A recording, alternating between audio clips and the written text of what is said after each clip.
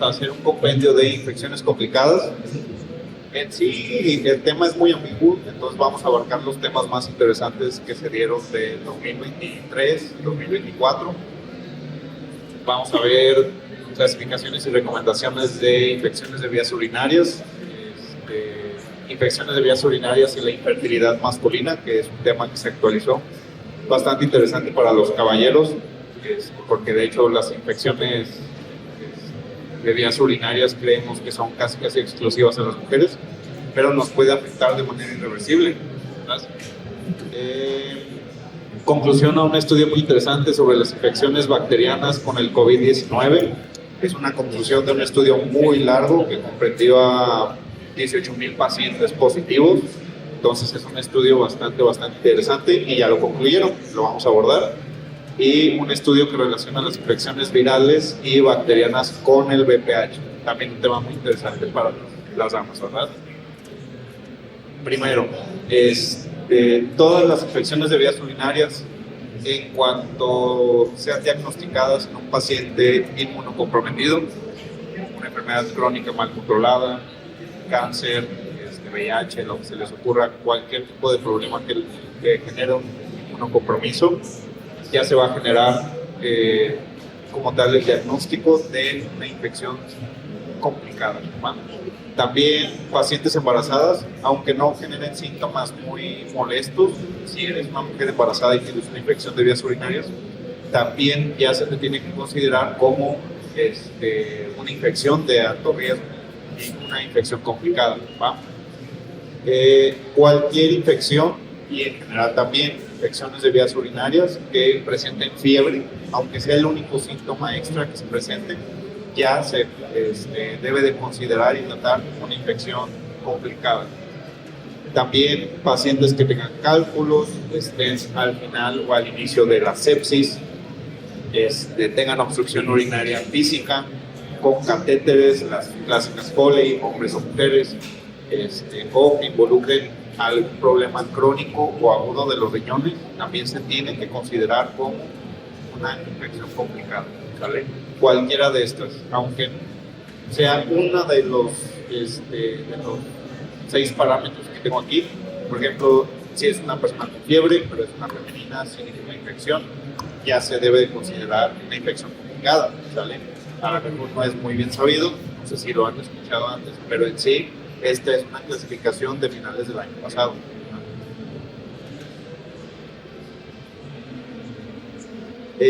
Las UTIs o IVUS, es lo mismo, es la segunda infección más común, suele ser asociada con la obstrucción de orina en general. Aquí, por ejemplo, en este segundo punto, es algo prevenible porque es el 100% relacionado a enfermería. ¿Quién de aquí es enfermero o enfermera? ¿Pueden levantar la mano, por favor? Los 3 aquí obviamente son alumnos. Ahí. Las demás personas con Filipinas no son enfermeros. Afines del sector salud, ¿verdad? Muy bien. Entonces, aquí es muy relacionado a un buen manejo de enfermería. ¿Por qué? Porque nosotros somos quienes instalamos el sondaje vesical, ¿verdad? En la mayoría de casos, en urgencias, hacemos los cambios a domicilio, se pueden hacer los cambios en terapia intensiva. Por lo general, yo soy enfermero y a mí siempre me ha tocado poner las ondas Foley. Entonces, si la ponemos mal, si la inflamos con más solución, de hecho, acuérdense, alumnos por aquí, las sondas siempre se inflan, bueno, las sondas vesicales siempre van con solución salina, 10 mililitros. Si por algo el hospital donde está chambeando trae una sonda que no es la tradicional sonda Foley, recuerden leer el empaque, ¿sí? Porque pueden variar entre mililitros o las mismas sondas, si son producidas en otros países, pueden venir las indicaciones en otras unidades aparte de 2 mililitros, ¿sí? Entonces siempre llegan las indicaciones para no llenarla de más y producir una obstrucción y no llenarla de menos y producir una infección por una fuga de orina, ¿va? Es más común en mujeres que en hombres, en sí por anatomía, y la relación es 30-1, ¿sí? 30-1, es una relación extremadamente se podría decir como alarmante en qué tanta constancia las mujeres sufren de las infecciones, qué tanto las sufren los hombres, ¿va? Sí, es una relación bastante ilógica, ¿verdad? No sé si alguna vez habían escuchado esta relación de infecciones de mujeres o de hombres, pero en este caso es 30-1. Porque los patógenos responsables de la IBU se encuentran en la flora del colon. La IBU suele suceder, por ejemplo, después de colonizaciones transuretrales, perineales y perivaginales. ¿Sí? Entonces, obviamente, la mayoría de este estándar 30-1 de que las mujeres son más propensas a las infecciones es por anatomía, ¿verdad? De hecho, también si le preguntan a su gine, les puede decir que hasta el cambio de ropa interior, comprar otra marca o otro material, las puede hacer propensas a una IBU. Entonces, pobrecitas mujeres, hay que apoyarlas y comprenderlas, pero sí es importante que lo sepamos. Es una relación absurda, ¿verdad? 30-1. La incidencia de las IBUs incrementa con adultos mayores, 10% en hombres y 20% en mujeres. ¿Qué significa eso? Enfermeros que atendemos viejitos, hasta por el simple hecho de que pasan a ser adultos mayores, simplemente por ser mujeres ya tienen mayor probabilidad de desencadenar una IBU, ¿sí? O sea, todavía, y porque son viejitas, les va mejor, ¿verdad? Entonces, hasta aquí, ¿alguna duda por ahí?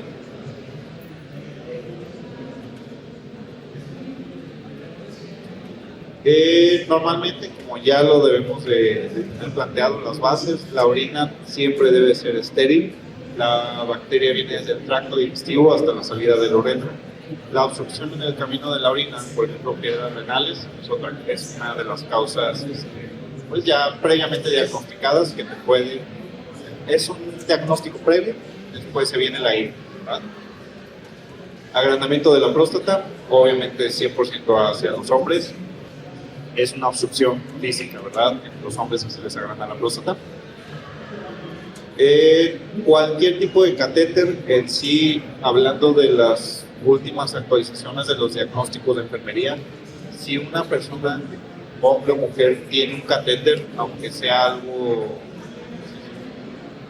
algo que dura 6 horas, por ejemplo, en una estancia de urgencias, un estudio, lo que sea, el hecho de ya tener un catéter ya es indicativo para que nosotros como enfermería pongamos el diagnóstico de riesgo de infecciones asociados al catéter directamente con una IBU.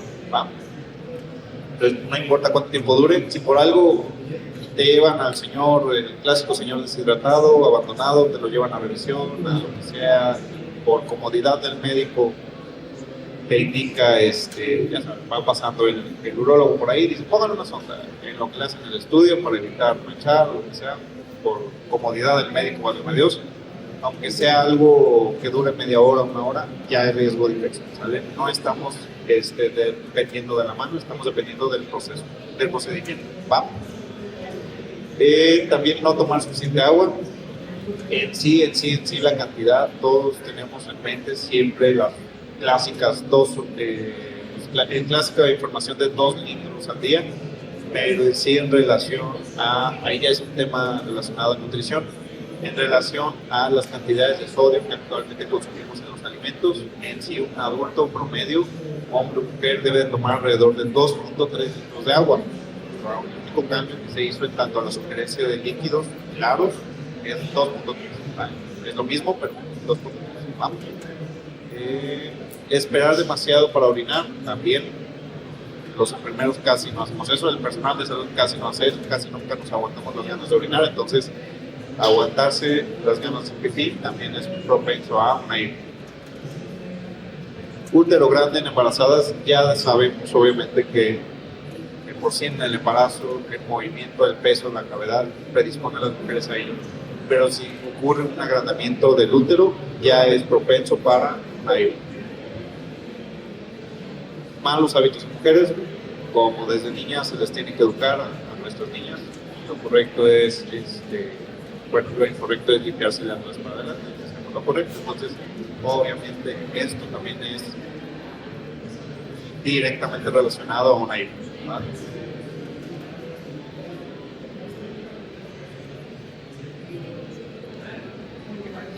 Las bacterias responsables, las más comunes gram positivas, la E. coli, aproximadamente el 80% de los casos de las bacterias gram positivas nada más. Proteus mirabilis, Klebsiella y Pseudomonas aeruginosa.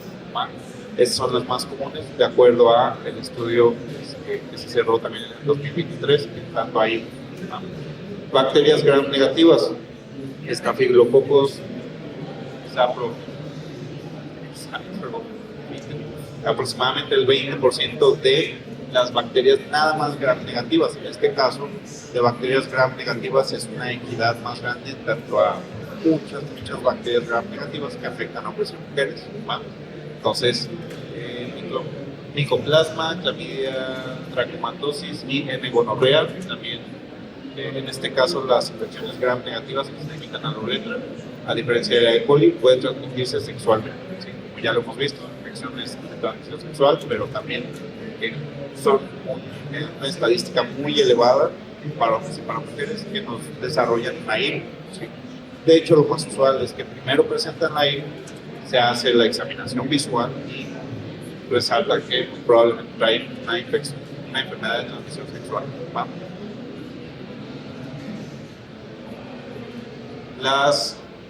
Hay dos clasificaciones de infecciones de tracto urinario, puede ser simple, hay un de la E. coli, no se nos olvide. Las infecciones no se propagan a otras partes del cuerpo y desaparecen fácilmente con tratamiento, ¿sí? Debido a la E. coli en la mayoría de los casos. Entonces, muchas veces nos han tratado de infecciones de vías urinarias y nunca supimos qué fue lo que nos infectó. Si se llevó un tratamiento tradicional y se quitó sin tipo de complicaciones, lo más probable es que fue una E. coli. La clasificación A complicada es cuando las infecciones se propagan a otras partes del cuerpo y son resistentes a muchos antibióticos y son más difíciles de curar. Por lo general también está directamente relacionado a que hay un cambio de antibióticos y pues lo que ahorita vamos a ver es siempre que sea necesario un cambio de antibiótico, ese cambio de antibiótico debe ser directamente relacionado a un estudio para ver en específico cuál bacteria es la que está afectando. ¿Sí? Básicamente, si ustedes lo han visto, también lo he visto, cuando se cambia de antibiótico de manera ciega, sin hacer un estudio previo de cuál bacteria es la que está afectando, está mal, no se está siguiendo la guía y muy probablemente va a errar. Y aquí el problema principal de cambiar un antibiótico ciegamente es directamente una infección complicada, que así es como surgen las superbacterias, ¿verdad? No sé si les ha tocado ver un paciente con alguna superbacteria, son tratamientos muy costosos, muy longevos y muy fácilmente hacen propensos al paciente a que se infecten de alguna otra infección. ¿Hasta aquí alguna duda? ¿No? Si pueden preguntar, hay otro micrófono y pueden preguntar. Ok.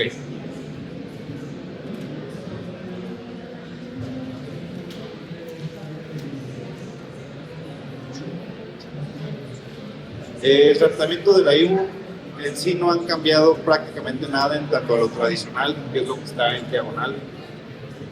En sí es pues lo usual, se requieren insumos monetarios y humanos. ¿Sí? Obviamente la administración de un medicamento intramuscular, intravenoso, pues obviamente ya son insumos y es conocimiento de la persona que lo hace.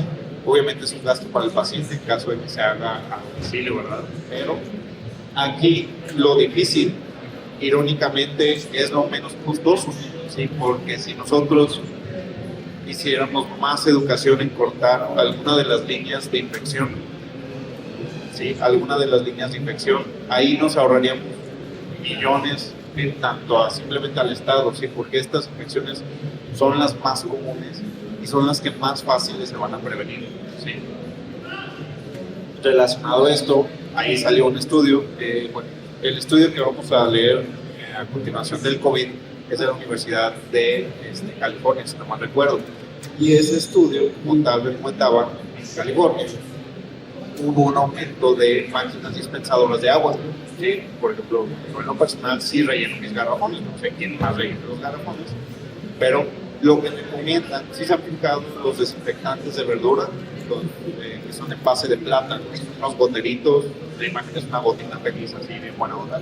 Entonces, lo que se recomienda, ese estudio le metieron, por decirles, unos $70,000, y es un estudio algo choncho, en tanto a qué hacer, cómo, al final vienen las bibliografías, por si gustan leerlas, qué hacer, en qué momento cortar la infección, ¿por qué? Porque hubo un brote de gente que tenía estas infecciones de vías urinarias o infecciones gástricas, que ya vamos para allá, secundarias a rellenar los garrafones.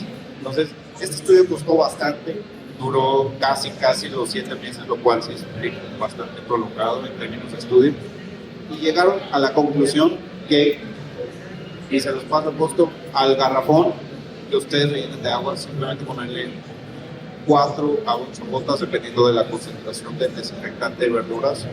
De hecho, si han leído los botecitos de desinfectante de verduras, es para verduras y también para desinfectar agua. Entonces, echándole esas gotitas al garrafón 10-15 minutos antes de su consumo, eliminaron casi el 100% de las infecciones. Un estudio muy caro y prolongado llegó a la conclusión de que echarle esas gotitas de desinfectantes, que son en base a un derivado de la plata, la verdad no recuerdo muy bien el nombre, es más que suficiente para eliminar casi el 100% de las infecciones gastrointestinales. Entonces, se las pasa al costo. Yo desde que lo leí, de hecho, sus 8 gotitas a mi garrafón recién relleno de agua, y se van a prevenir muchos hechos por van. Este es un ejemplo de cortar una cadena de infección. Por ejemplo, tanto a hortalizas, si se riegan con heces de animales, porque eso es básicamente el estiércol, ¿verdad? Si se riegan las hortalizas, en ese caso nosotros no podemos hacer nada para prevenir que, pues, obviamente, un agricultor, un granjero, pues riega las hortalizas, ¿verdad? Lo que sí podemos hacer es, obviamente, cortar aquí el ciclo de infección, ¿sí? Pues, obviamente con los boteritos ya mencionados, que va a ser un derivado de la plata, ¿verdad? Bastante sencillo. Es a lo que se refiere con se necesita educación, porque en sí la relación costo de insumos a prevenir una infección es gigante en relación al antibiótico promedio. ¿Sí me entiendes? Bueno, inviertes en un desinfectante de 1 litro, te va a durar 1 año sin ningún problema entre garrafones y verduras, y vas a prevenir en promedio al año $7,000 de gasto en antibióticos, medicamentos para el dolor, en jeringas, en pagarle a la vecina enfermera para que te inyectes. ¿Sí me entiendes? Es prevenir, ¿va? Que es básicamente uno de los pilares de enfermería, prevenir.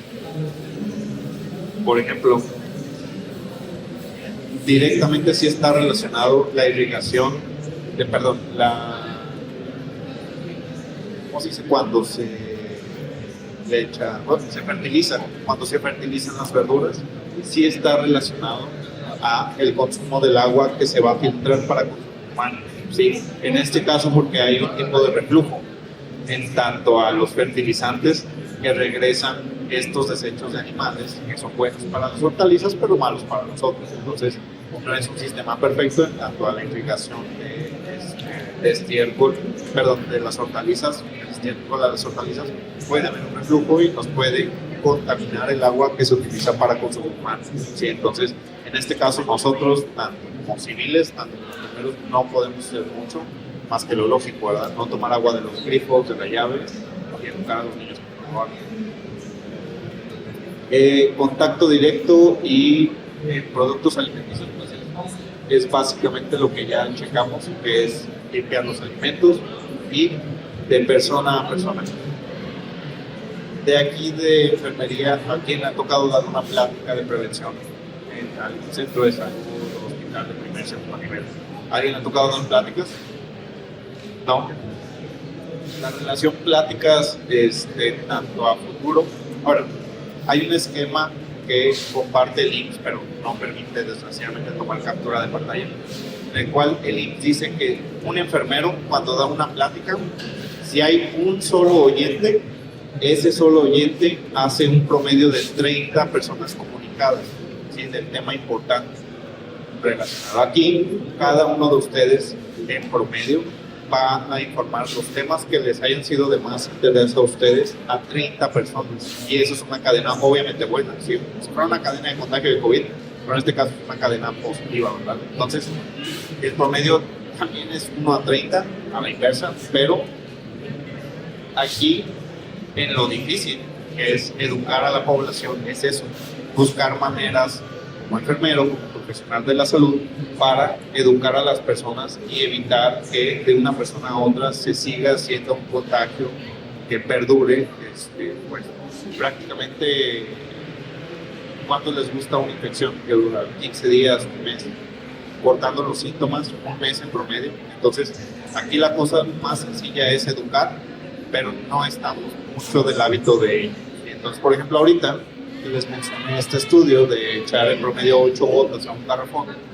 Esa información probablemente ustedes la van a aplicar en sus domicilios, ojalá lo hagan, los invito ampliamente, porque yo sí en lo personal noté una baja impresionante en las infecciones a eventos diarreicos en mi casa y con mi familia desde que empecé a hacer eso. Entonces, háganlo. ¿Sí? También les mencioné que yo sí relleno los garrafones, lógicamente, ¿verdad? Entonces, una medida preventiva que afecta en un promedio a 30 personas por cada persona que escucha hablar. ¿Ah? ¿Hasta aquí hay alguna duda? No. Una disculpa.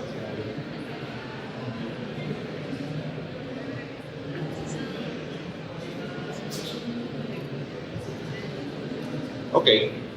¿Recuerdan por ahí de 2011 que nos estaban diciendo que la próxima pandemia, bueno, ahora resultó ser COVID, ¿verdad? Pero iba a ser las superbacterias? Pues ya estamos en esta era. ¿Sí? El resultado de la automedicación ya en el 2023 brincó un estudio en el cual este es literalmente el resumen de todo el estudio en una sola diapositiva. Esta es la resistencia a antimicrobianos en general en porcentajes.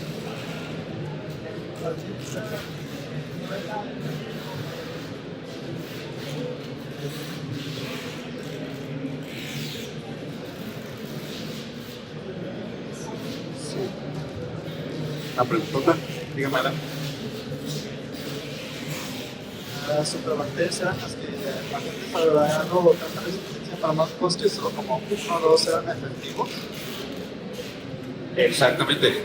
Una superbacteria en general ya va a depender de la guía. Ahí sí no encontré un solo estudio que me dijera esto es una superbacteria. Sí, no hay como tal. Hay guías que te dicen que una bacteria que ya superó a un solo antibiótico ya se le tiene que considerar como una bacteria resistente, por ende relacionada a una superbacteria. Hay estudios que dicen que pues, hay bacterias que literalmente brincan de la resistencia a un medicamento a una resistencia a, no sé, 6 generaciones. Sí. Entonces, el estudio ahí es muy variado, pero vámonos con lo básico. Así que en este caso, por ejemplo, sería, si ya generó resistencia a un antibiótico, ya le vamos a decir una superbacteria. ¿Va? De aquí vamos a partir los estudios. Este es el resultado de un estudio de 2023. Les digo, al final voy a mandar las bibliografías, están bastante interesantes. El resultado de este estudio, en este nivel podemos ver el porcentaje de las resistencias. Ya estamos alcanzando el 25%, lo cual está bastante gacho. ¿Por qué? Porque es el 25% en un solo antibiótico. Entonces, sumándole los demás antibióticos, alcanzamos casi el 100% de antibióticos disponibles para el tratamiento usual del paciente, lo cual está muy gacho, ¿verdad? El resultado comparativo, que es básicamente, este es el último cuadro, pero el cuadro pasado está resumido en que hubo un aumento de resistencia a la amoxicilina y al trimethoprim, son los que brincaron. En comparativa del estudio pasado, estaban un nivel más abajo del ciprofloxacino, de la cipro, y ahora, si se fijan, lideran. Ya superaron a la cipro, ¿sí? O sea, de estar en un nivel, por decir un 10%, es menor al cipro que estará en un 11%, ya el trimethoprim está en un 20% y la amoxicilina está casi llegando al 25%. Entonces, esto es resultado simplemente de la automedicación, ¿sí? ¿Y cómo se previene? De acuerdo a la diapositiva pasada, simplemente educación. Pero este ya es el resultado del estudio. Esto ya está pasando, ¿sí? Entonces, como tal, también nos va a dar resultado directamente a una infección complicada, ¿verdad? ¿Hasta aquí hay alguna otra duda que tengan? Sí, ninguna pena, digan sus dudas, ¿no?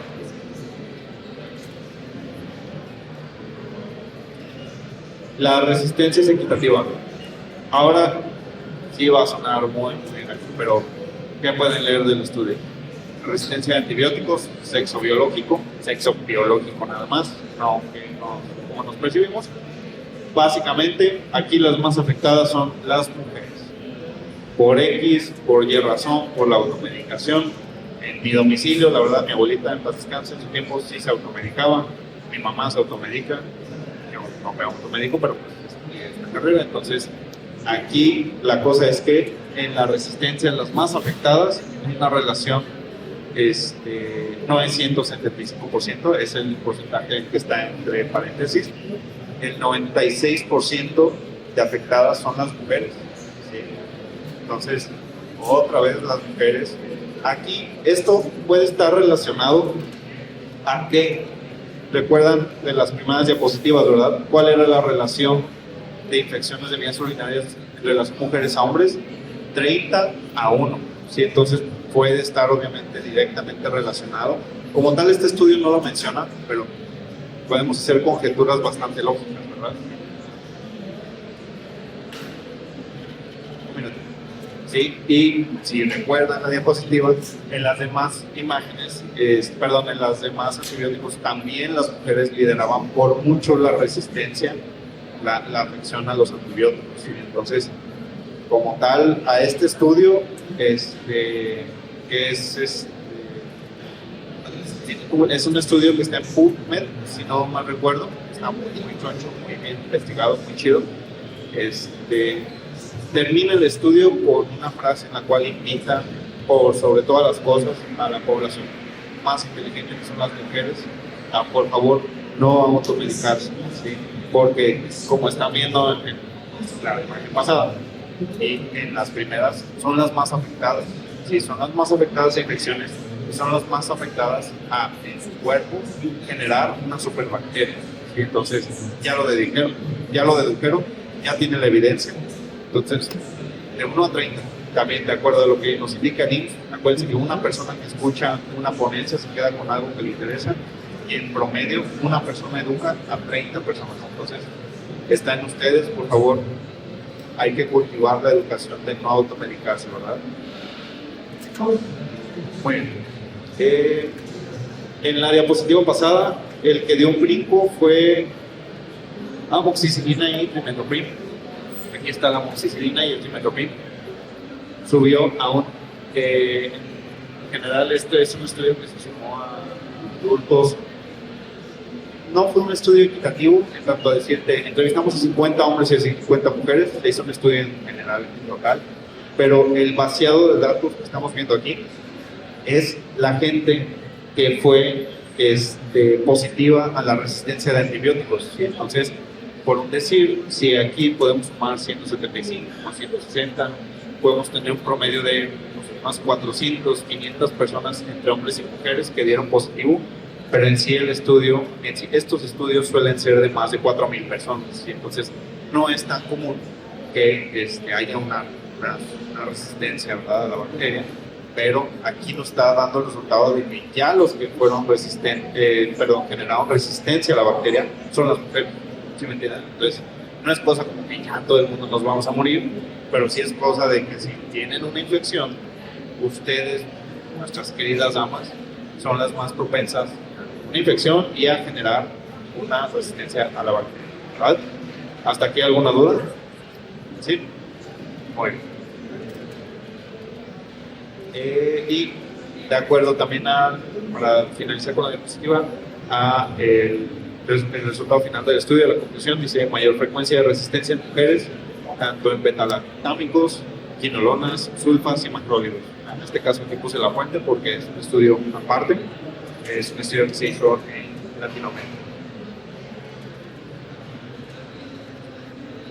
Una infección de vías urinarias inferiores, más comunes que afectan en general a todo México.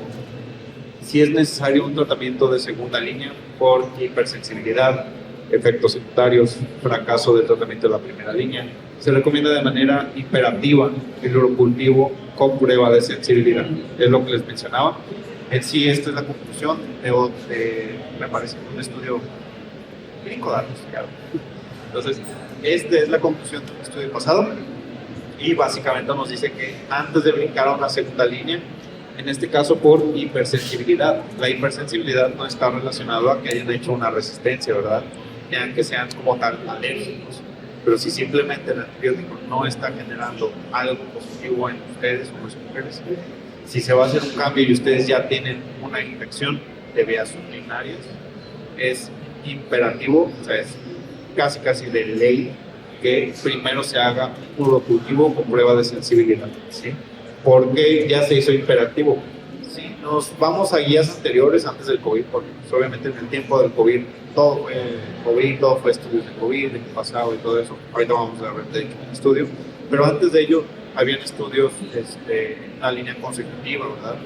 Pero en esa línea consecutiva, que fue hasta el 2020, 2019, 2018, hubieron muchos estudios en los cuales las conclusiones eran, se recomiendan básicamente, ¿sí? Se recomienda en uno de 5 casos, se recomienda en uno de 10 casos de infecciones de vías urinarias que se haga un urocultivo con prueba de sensibilidad. Pero ahora, el estudio del 2023, lo que sí cambió es una recomendación imperativa, ¿sí? O sea, es por término de ley, si por alguna razón te van a cambiar antibiótico, de que no funcionó, hipersensibilidad, quedamos, efectos secundarios, fracaso del tratamiento, primero, un examen general. Las cefalosporinas orales, como las efeximas, suelen ser una alternativa útil. Si por alguna razón, ya sé que obviamente no siempre se van a tener los laboratorios disponibles, si por alguna razón no se puede hacer un estudio urocultivo con prueba de sensibilidad, lo que sí recomienda este estudio es pasar de lo que sea que se haya utilizado directamente a una cefalosporina oral, ¿va? Eso es lo que sí se recomienda en caso de que no se pueda hacer el estudio, ¿va? En este caso, para el tratamiento es recordar obviamente a los pacientes a la ingesta elevada de líquidos, por ejemplo 2 litros al día. Pero como lo mencioné en un principio, ¿verdad? Ahorita la actualización en tanto a la ingesta diaria de líquidos es 2.3 litros de agua al día, ¿verdad? Ya subieron un poquito la recomendación. Entonces, igual educar a los pacientes que estén tomando tratamiento, que tengan infección, 2.3 litros. ¿Va? ¿Hasta aquí hay alguna duda?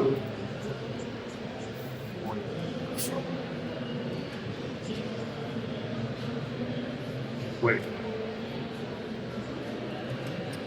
Infecciones de vías urinarias complicadas, por ejemplo la pielonefritis, hay que seleccionar los antibióticos según los resultados de la sensibilidad del cultivo, que comentaba. Se recomienda ampliamente una dosis única adicional de aminoglucósidos, gentamicina. Esta también es una recomendación, lo pueden apuntar ahí para darle una recomendación al médico tratante. Se puede dar una dosis única adicional de algún aminoglucósido, ¿va? Como les digo, es la conclusión de este estudio y vieron que pues, obviamente el darle una dosis única es bastante positivo en tanto al manejo de higos en hombres y en mujeres, ¿va? ¿Qué más? Bueno, otra vez recalcando la rehidratación, ¿verdad? Porque básicamente si se hace un tratamiento sin hidratación correcta, sin mínimo los 2 litros de agua, no se va a dar el 100% del cambio a la mejoría. No van a haber beneficio en tanto a signos y síntomas, puede que siga igual, ¿va? ¿Hasta aquí alguna duda? Dosis única como recomendación, ¿va? No decirlo como un sábelo todo al médico, porque pues, el médico te puede decir, pues, ¿para qué vienes? Tú ya no sabes, ¿verdad? Decirlo como una recomendación, una dosis única de, por ejemplo, gentamicina, ¿va? Infecciones e infertilidad masculina. ¿Alguien ha escuchado algo relacionado al tema? ¿Alguien alguna vez ha escuchado, ha tenido conocido masculino que tuvo una infección de vías urinarias y resultó en infertilidad? No.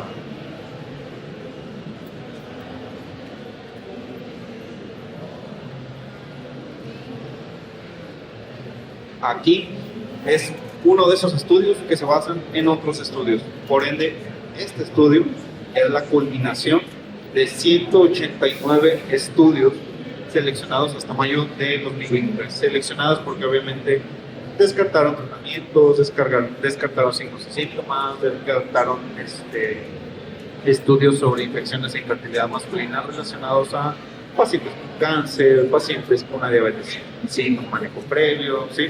Entonces, pero siguen siendo 189 estudios, ¿verdad?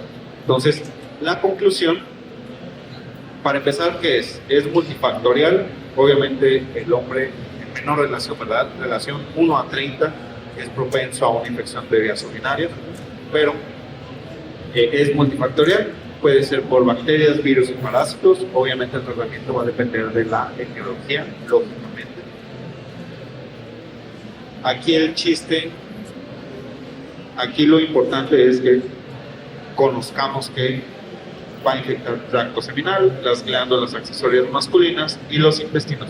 Básicamente es la misma lógica de una complicación, por ejemplo, de una persona con VIH que inicia con una infección en la boca.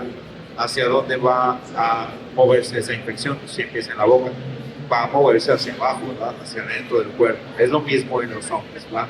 Solamente que aquí lo importante en tener cuidado es que, número uno, no hay mucha cultura de tratamiento en los hombres. ¿Qué es lo que sienten los hombres cuando tenemos una infección de vías urinarias? Para empezar, el ardor, ¿verdad? La comezón, andan así todos incómodos, ¿sí? Puede haber, recordando lo básico, ¿verdad? Puede haber leve goteo de orina, ya obviamente más relacionado a la infección, algún desprendimiento de líquido mediante los genitales, relacionado con un olor fétido, ¿sí? Cambio de color, obviamente van a estar tirando el líquido que no es obviamente orina, no huele, no se ve, ¿sí? No es la consistencia de la orina, lógicamente. Pero aquí la cosa es que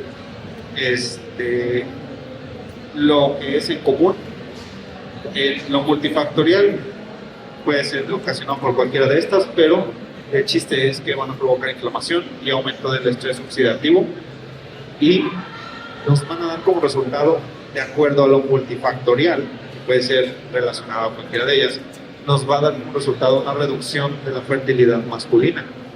De hecho, había un estudio que todavía no concluye, de hecho por eso todavía no lo puse aquí, en el cual hay casos de hombres que son infértiles relacionados a una infección de vías urinarias que nunca tuvo tratamiento, pero los hombres en este estudio se menciona que no tuvieron ningún signo y síntoma con esto, ¿verdad? Porque sí, mucha risa, pobrecitas mujeres, ¿verdad? Es una relación 30-1 que sufren infecciones, pero los hombres, ¿qué?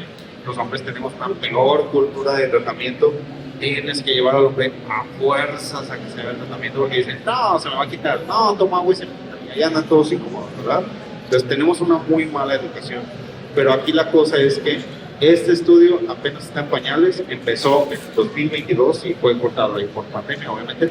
Y lo que estaba dando como una conclusión a futuro es que un número muy elevado, se mencionaba alrededor de 3,000 caballeros que eran infértiles, alrededor de 3,000 más o menos, y se estaba dando como una indicación de que cerca o arriba del 80% de los hombres eran infértiles por una infección de vías urinarias, ¿sí?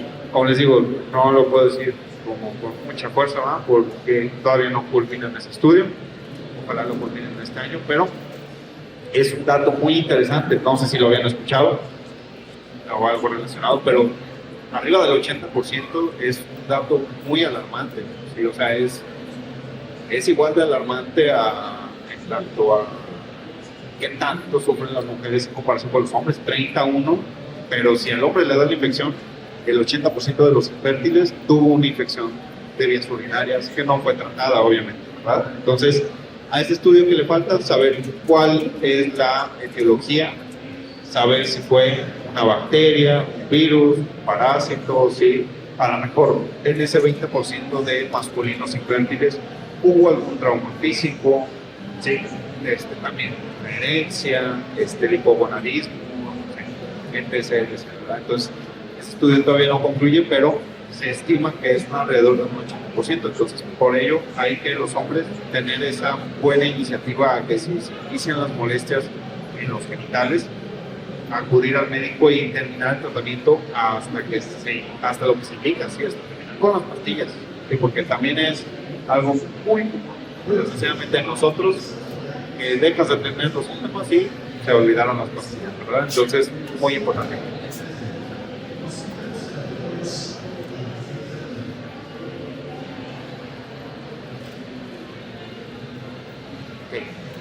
¿Qué más sucede?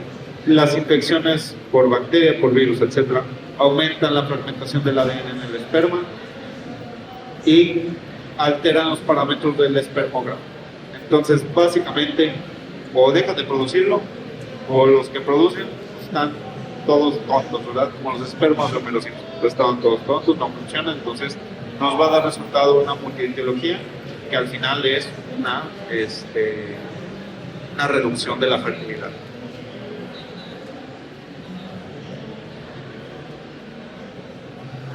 La búsqueda de una infección urogenital debe ser sistémica, implicando una anamnesis y un examen clínico cuidadoso.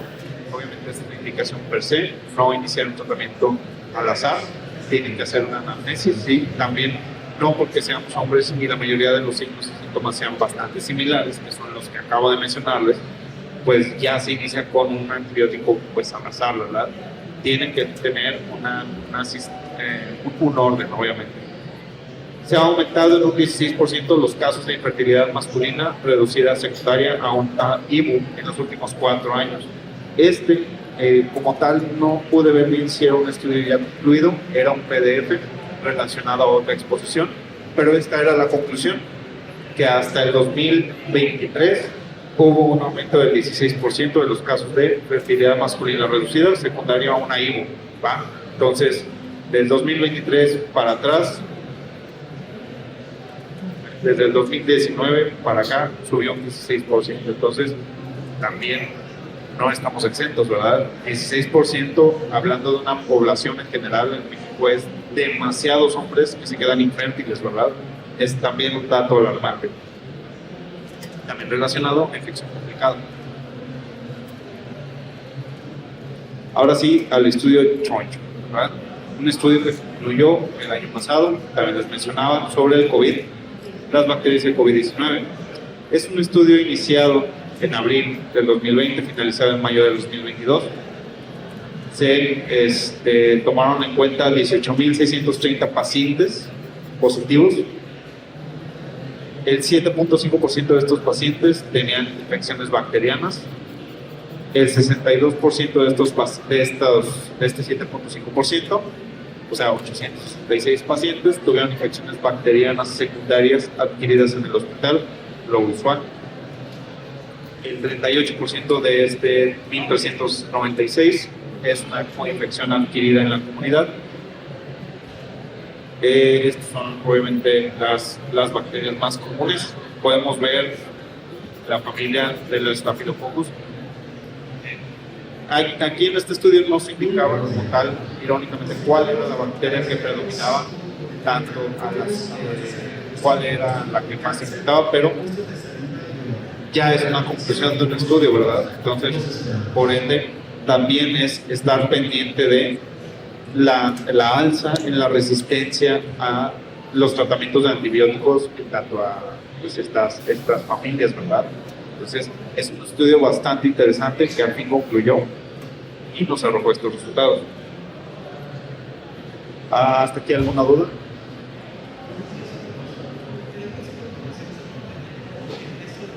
La comorbilidad asociada a la gravedad en los casos de infección secundaria adquirida en un hospital fue del 79%. En este caso, liderada en México, obviamente, por la hipertensión, la diabetes y la enfermedad renal crónica. Ojo, la enfermedad renal crónica entró en este parámetro también en un alto porcentaje. ¿Por qué? Porque había pacientes que tenían enfermedad renal crónica y no lo sabían. ¿Sí? Estaban en etapas tempranas o etapas que no daban como tal signos y síntomas alarmantes y terminó entrando, sí. Entonces es un estudio bastante interesante porque hay mucho enfermo renal médico, obviamente relacionado a nuestra cultura, ¿verdad? Qué tanto refresco tomamos, la mínima ingesta de agua, el abuso de medicamentos, los OTCs, como dicen los gringos, los over the counter, que son el paracetamol, el ibuprofeno, tomados de manera indiscriminada, el ácido salicílico, ¿sí? Entonces, esto es bastante interesante porque ya el 79% ahí se metió la enfermedad renal crónica, ¿verdad? Entonces, mucho cuidado ahí y pues es un dato de alarma, ¿sí? Al final de cuentas. Dice, las coinfecciones bacterianas respiratorias y las infecciones secundarias son poco comunes en pacientes de COVID-19. Como vimos, era el 7.5%, pero incrementan la permanencia intrahospitalaria en un 83% y se asocian casi en el 87% de los pacientes que fallecen. Entonces, vamos a desmembrar un poquito estos números. Sí es un porcentaje muy chico, como vimos en este ejemplo de 18.630 personas pacientes. El 7.5% estaban con una infección asociada, pero de ese 7.5%, el 83% tuvo que fue aumentada la estancia hospitalaria. Es un dato bastante elevado. Sí, como para explicarles en estudios previos, un dato de alarma se daba en el 60%. Sí, superaba el 50%, llegaba al 60%, pero ahora el 83% se aumentaba la permanencia. Es un dato demasiado elevado. ¿Sí? Y están asociadas de ese 7.5%, aunque no tuvieran una permanencia. Sí ven aquí la como discrepancia, ¿no? Porque pueden pensar, ¿cómo es posible que el 83% se quedó más tiempo en el hospital, pero se fallecen, dentro de los que fallecen son el 87%? Pues obviamente aquí varía un poquito el número, pero es relacionado directamente a que se complican y pues termina falleciendo. Si estén o no estén en un hospital, pues el 87% de estos pacientes que fallecieron fueron directamente relacionados al 7% de los que se complicaron, lo cual también un 87% te deja un 13% de pacientes que la libraron. Es un porcentaje estratosférico, ¿verdad? Mucho ojo aquí, porque este estudio, como les había mencionado, estaba desde abril del 2020 hasta mayo del 2022. Pero aquí lo alarmante, ustedes pueden decir, a lo mejor, pero es que acuérdense que hay mucha gente que se vacunó. ¿Sí? A lo mejor llegaron a ver, trabajaron en el sector salud, que a partir de la vacunación, el número de pacientes que fallecieron hizo un decremento impresionante. Pero la mayoría de estos pacientes, no lo mencionan en un porcentaje desgraciadamente como tal, pero sí mencionan en el estudio, la mayoría de estos pacientes ya estaban vacunados. ¿Sí? Ya estaban vacunados. Entonces, aquí no importa que ya estuvieran vacunados, aún así entraban muchos de estos pacientitos vacunados en un 87% de este 7.5% que terminó falleciendo. ¿Sí? Entonces, no, que ya estén vacunados, ya lo libraron, no los exentan. ¿Hasta aquí alguna duda por ahí? Acuérdense que se les puede pasar el micrófono y pueden preguntar. ¿No? Muy bien.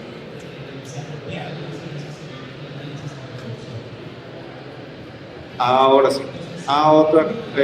Otro estudio relacionado al VPH, sí, bastante importante para que las mujeres estén actualizadas. De aquí sí fue una recopilación de, creo que tomé 4 o 5 estudios, incluyendo del IMSS, principalmente del IMSS, porque el IMSS está muy bien metido ahí en los temas del VPH, gracias a Dios, y está bastante bien controlado. Pero obviamente, como aquí hay mucho sector salud, acuérdense que una de las principales bases del sector salud, de nutriólogos, de paramédicos, de enfermería, de medicina, es educar a nuestros familiares, ¿verdad? Entonces, de que hay que tomar lo que se nos quede más en la mente y educar a nuestros familiares, ¿verdad? Entonces, ¿qué sabemos del VPH? Vamos a regresar a las bases. El 70% de los cánceres de cuello uterino y orofaringio están causados por el VPH 16 y 18, ¿verdad? A lo mejor ya lo habían escuchado, a lo mejor sí, a lo mejor no, ahora ya lo saben, ¿verdad? Entonces, el 70%, lo cual también es una cifra bastante alarmante, ¿verdad? Ahí ya sabemos quiénes son. ¿Y qué podrían pensar ustedes? ¿Qué podrían decir? Pues entonces, ¿cómo lo prevenimos? Bueno, pues desde hace años ya lo habían pensado, ¿verdad? Ya había mucha gente muy inteligente que también lo pensó. Entonces, ahorita vamos al siguiente tema de la prevención, pero aquí, en estos estudios, les comentaba que al final está la bibliografía. Estos son ahora los virus más comunes que están interactuando con el VPH hasta tiempos modernos, y estas son las bacterias más comunes que interactúan con el VPH, ¿va? En estudios anteriores, la verdad, siguen siendo casi los mismos. Ahorita ya, porque van liderando, unos les ganaron a otros, y el resultado es este. Entonces, ¿cuáles son los resultados? El VIH es de los principales virus que interactúan con el VPH. ¿Qué interactúan? No, que obviamente no tienen VPH, no tienen VIH, ¿verdad? Que interactúan. Entonces, es muy propensos las damas y los caballeros, más que nada las damas, obviamente, a sufrir algún problema en el transcurso de la enfermedad del VPH, si tienen VIH, el virus Epstein-Barr y el herpes simple. El herpes simple, ese sí me puse a investigarlo porque dije, ¿por qué está en los principales? Si está rankeado en los virus menos peligrosos. En cualquier otra investigación, métanse a la Gaceta de IMSS, ahí publican estudios bastante interesantes, no tienen una idea. Y el herpes simple es de las enfermedades menos mencionadas y más como discriminadas. ¿Saben? El herpes simple de los virus es como el sistema linfático. Cuando uno estudia, cuando dan las clases de anatomía, ahí de los que menos pela es el sistema linfático. El herpes es el sistema linfático en la clase de anatomía de la vida, ¿va? Entonces, pero aquí es interesante. ¿Por qué? Porque ya está en el tercer lugar. Como tal, no les puse el número, una disculpa, pero que está más cerca, pues es el más propenso a causar algún problema. Pero aún así, en el tercer lugar, en tanto el VPH, es demasiado alarmante que haya brincado tanto el herpes simple, ¿sí? Puede estar relacionado a que hay una baja en la educación, en la prevención, que no sabemos qué es, ni cómo se mastica, ni cómo se previene, ni cómo se trata, ¿sí? Pero en este caso ya es el número 3 en virus que interactúan con el VPH, y lo cual sí es un dato de alarma. ¿Dato de alarma para quién? Para una persona portadora, tiene alguna molestia o está siendo tratada por el VPH, pero que tiene herpes simple, ¿va? En tanto a las bacterias, estas sí casi no cambiaron. ¿Por qué? Porque en este caso la estadística del IMSS, la vaginosis bacteriana ya se comprendía varias, el mismo tema multifactorial, pero pues sigue estando en el número 2. El número 1 es la clamidia, y pues obviamente es un dato de alarma, ¿verdad? Porque es la bacteria número 1 que interactúa con el VPH. En este caso, el qué hace o cuál es el problema relacionado al VPH es que aumentan la persistencia viral, ¿sí? Como pueden haber visto ya en las clases de fisiopatología, ¿verdad? En este caso lo que afectan es la persistencia viral, los resultados de la enfermedad en tanto el tiempo en el que muestran signos y síntomas, en tanto el tiempo en el que bajan las defensas, en tanto el tiempo en el que salen ahí las indicaciones dermatológicas del VPH, ¿verdad? Entonces sí es un dato importante tomar en cuenta, ¿verdad?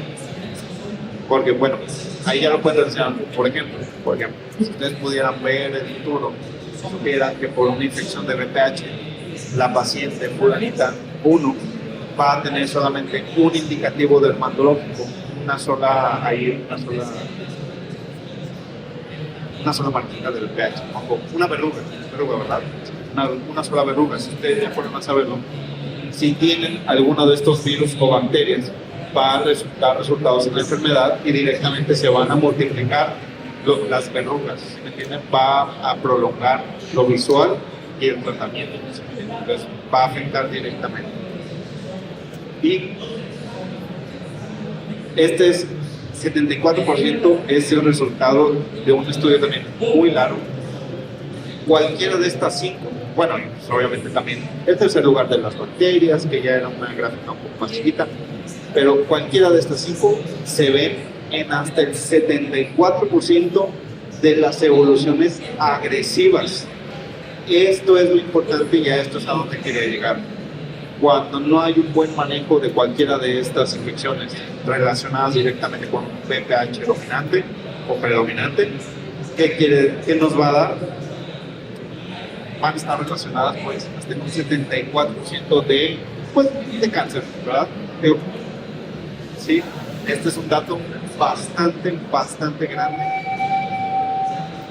Un 74% es un dato de alarma gigante, ¿sí? O sea, ¿cómo es posible que esto no esté en el periódico, verdad?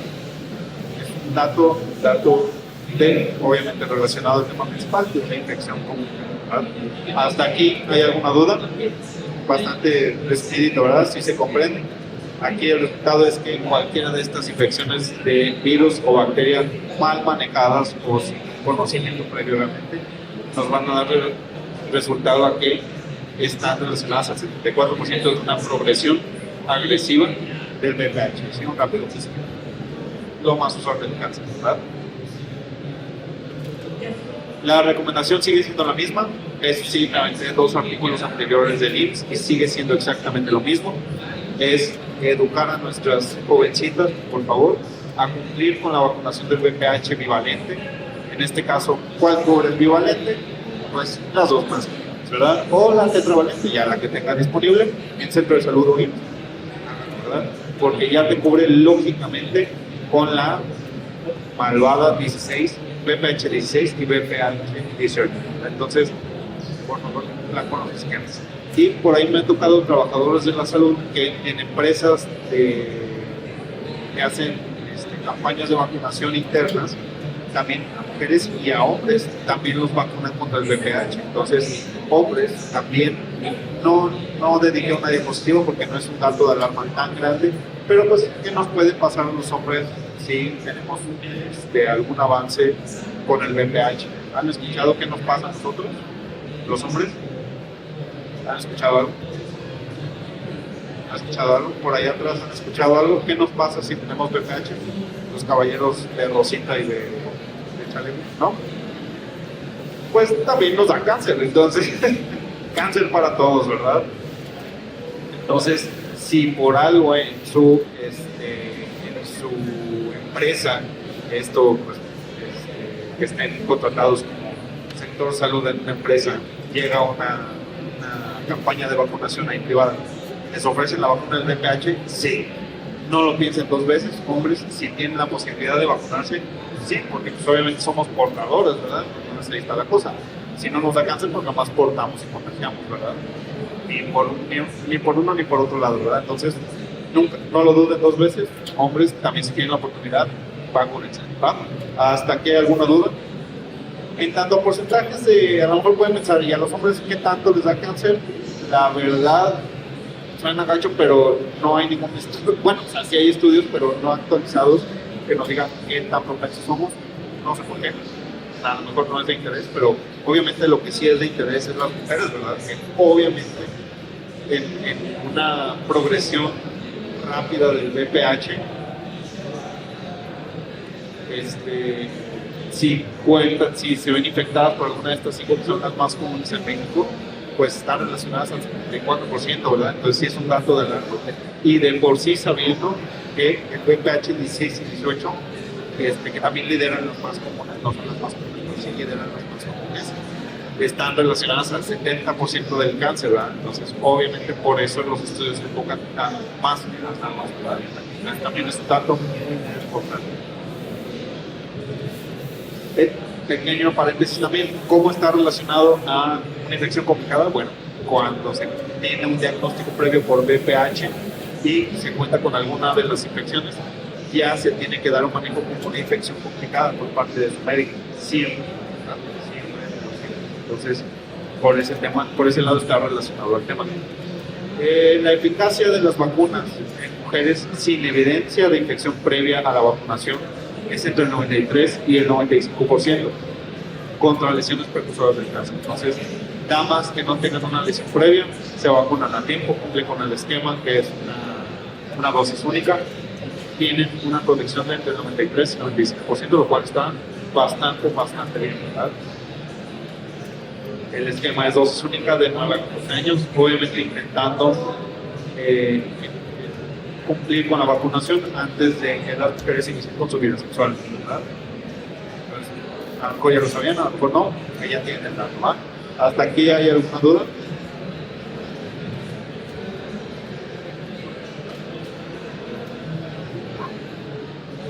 Ahí está. Si una persona ya tiene VPH ya más grave, aún así poniéndose las vacunas se puede contrarrestar el cáncer. Gracias, muy importante la pregunta, muy interesante. Bueno, aquí a algunos alumnos les he platicado que estaba de guardia en la Cruz Verde y en algún momento nos llegó un niño que hizo el arco tetánico. Sí. Obviamente se supone que ya está erradicada. Cuando lo regulamos a SAMU e informamos que estaba haciendo el arco tetánico y que no tenía ninguna vacuna ese niño, procedieron a burlarse un poquito de nosotros, ¿verdad? Porque ¿cómo crees que va a tener tétanos? Y llegó el médico pediatra de SAMU y dijo, hijo, sí tiene tétanos. Se lo llevaron, lo confirmaron y el niño falleció. Las vacunas son preventivas. ¿Sí? Acuérdense que las vacunas necesitan un periodo más o menos de 20 días para ejercer casi el 100% de lo que está indicado, ¿va? En tanto a protección. Entonces, por ejemplo, la vacuna del COVID de Pfizer.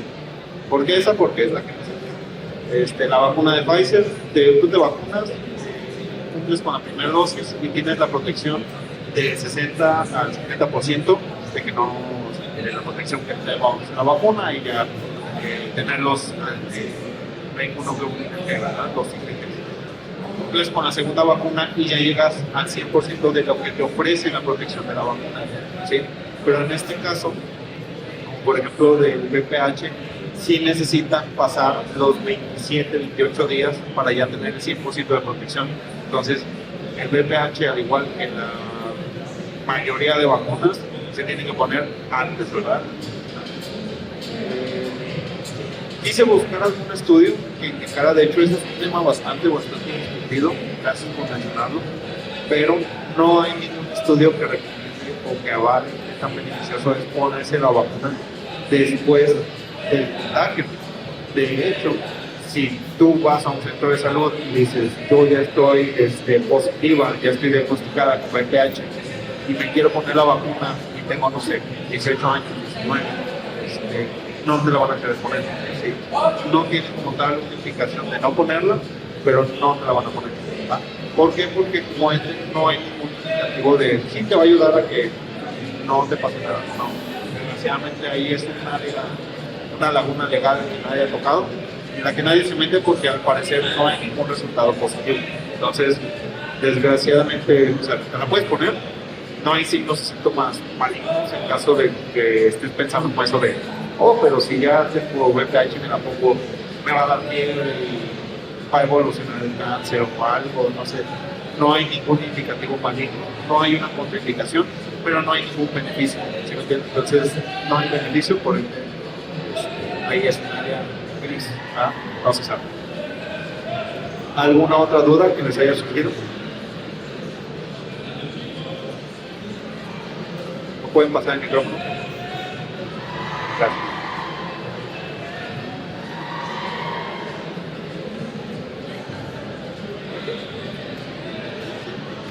Porque no se cataloga la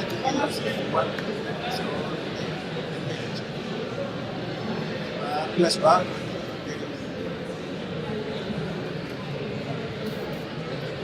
Muy buena pregunta, gracias.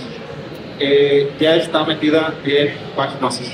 En este caso, en esta gráfica, cuando se mete al tema de vaginosis bacteriana, ya englobaron las más comunes.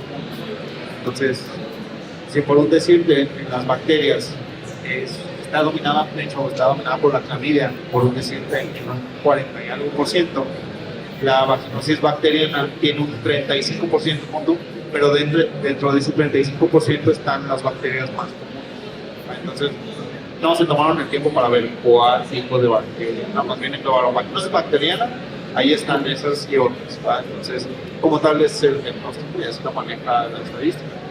No sabría decirte por qué, yo creo que han de tener una estadística bastante equitativa, pero así no maneja, ya está dentro de ahí. Entonces sí, por ejemplo, esa infección sí puede ser visible dentro del 74% de las evoluciones agresivas. Bueno, gracias. ¿Alguna otra duda que tengan por ahí? ¿Yo?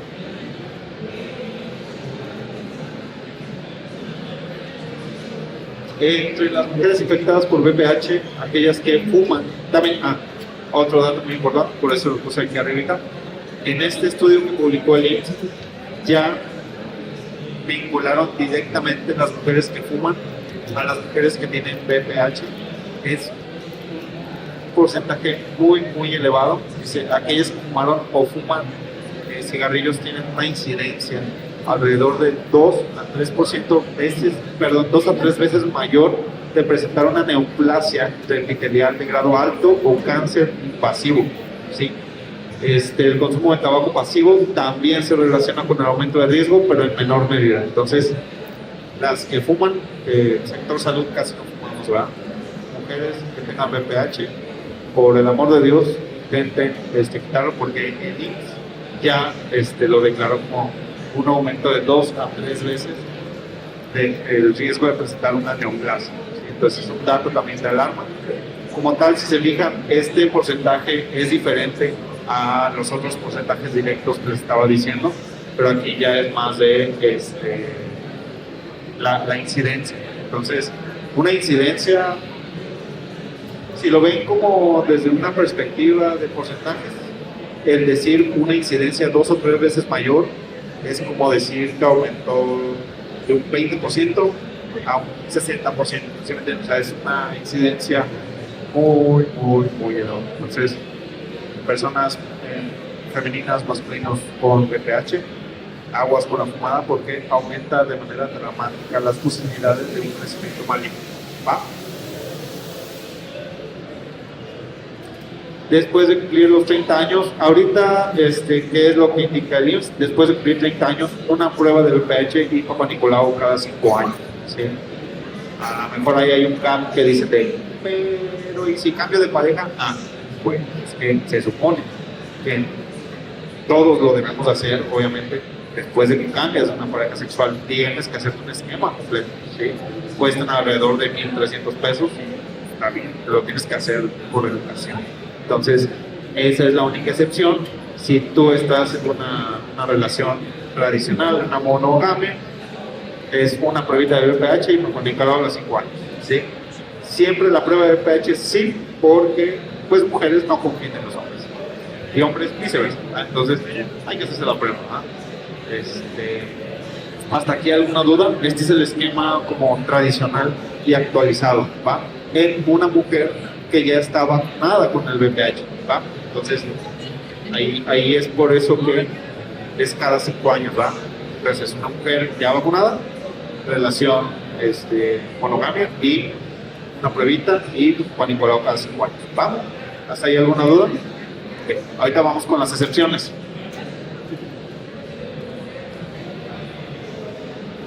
Con VPH, la duda que deben de tener, con VPH sin vacunación, Papá Nicolau cada año o más seguido indicado por su ginecólogo. Aquí ya es un área otra vez gris, en el cual va a depender de su médico de confianza. Pero si nos vamos a una guía española, que son las más comunes, bueno, no las más comunes, las más actualizadas, las guías españolas dicen cada 10 meses, pero aquí, pues, como México, pues, te vas a cada año, o sea, no batallar, ¿verdad? No tener que estar descuadrando los meses. Entonces, con VPH sin vacunación, cada año o más seguido indicado por el ginecólogo.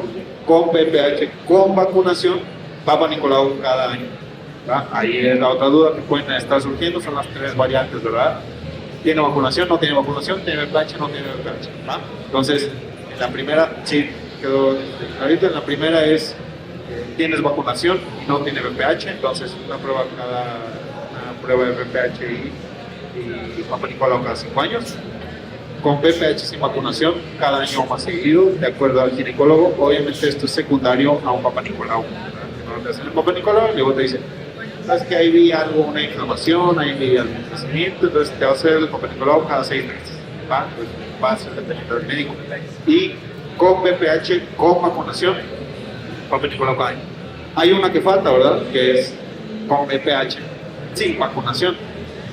Ahí sí ya está doble jodido el caso, no hay indicación de plano, lo busqué abajo de todas las piedras de la caseta del IMSS y de otros indicativos de las recomendaciones de ginecología. Ahí ya es directamente con el ginecólogo, ¿va? No hay un esquema ahí, sí, porque ya es algo doblemente pues, malo. Okay. ¿Hasta aquí alguna duda? ¿Todo bien ahí? Sí, muy bien. Gracias por su atención. Aquí están las bibliografías que utilicé para el estudio. Muchas gracias.